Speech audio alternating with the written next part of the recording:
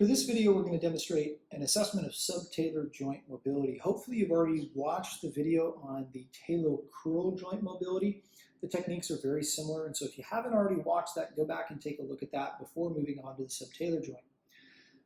The two things that we're going to look at are first and foremost subtalar distraction, and then secondly the Taillow-Calcaneal joint, both medial and lateral glide.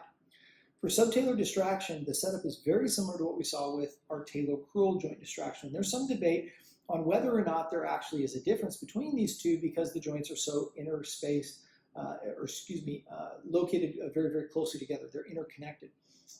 With this, though, the position is the same. Your patient is still going to be in a prone position.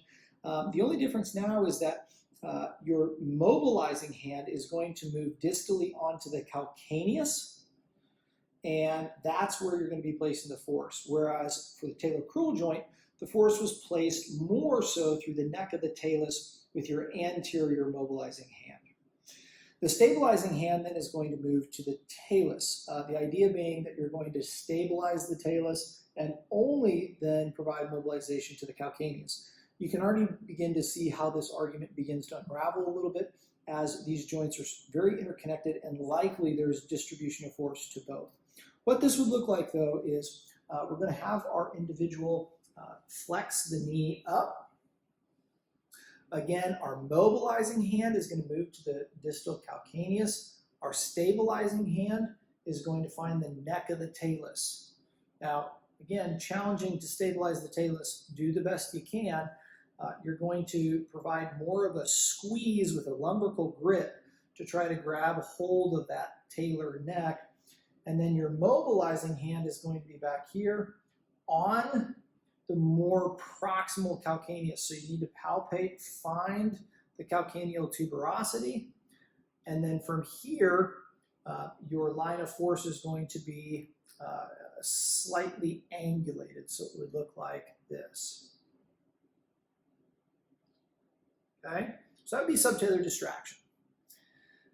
Again, with that, you can assess for symptoms or your comparable sign. The next that we'll look at is medial and lateral glide of the Taillow-Calcaneal joint. So for this, we're going to have our patient now turn onto their side, flexing their knees.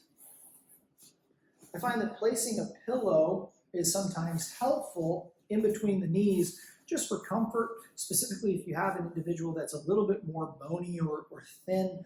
Sometimes the knees resting on each other can be a little bit uncomfortable. Where we're going to be focusing our attention, though, is more at the posterior aspect as well as the distal aspect. Be mindful of body mechanics. You can either sit in a chair for this or you can raise the table up. I'm going to bring the table up just a little bit. And for this, again, we're going to be looking at medial and lateral glide.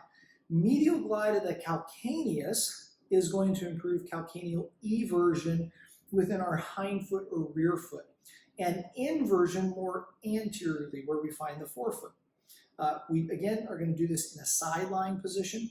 If we were working on the left side, I could get the medial glide, but I would then have to have my patient rotate all the way to the opposite side to get a lateral glide. I can't just kind of pull up, okay? So what we're going to demonstrate is a medial glide on the left leg, Taillow-Calcaneal joint, and then a lateral glide on the other side, on the right side, so that our patient doesn't have to move side to side. So at this point, what we're going to do is we're going to stabilize our distal tib-fib joint, and that will also help to stabilize our talus.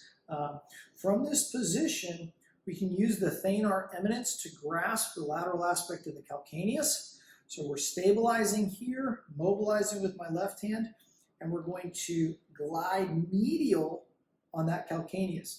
You may feel a little bit of crepitus or a pop with this a little bit as you work on this. Again, this would improve calcaneal eversion posteriorly, but inversion anteriorly. For the lateral glide, we're actually going to bend this leg out of the way. We're going to have our patient slide down to where they're off the table so that we can get to the lateral side. You can appreciate why this is helpful because now we're not going to be contacting the treatment table. Stabilization here can just be through your hand onto the treatment table, like such.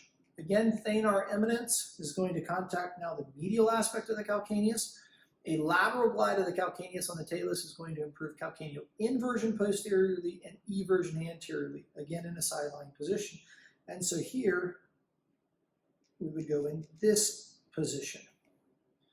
And the reason why these improve, as I've stated, is based on our theory of arthrokinematics, that being convex-concave rules. So have a go with both subtalar distraction as well as talocalcaneal medial and lateral glide with a peer or colleague, and let me know if there's any questions.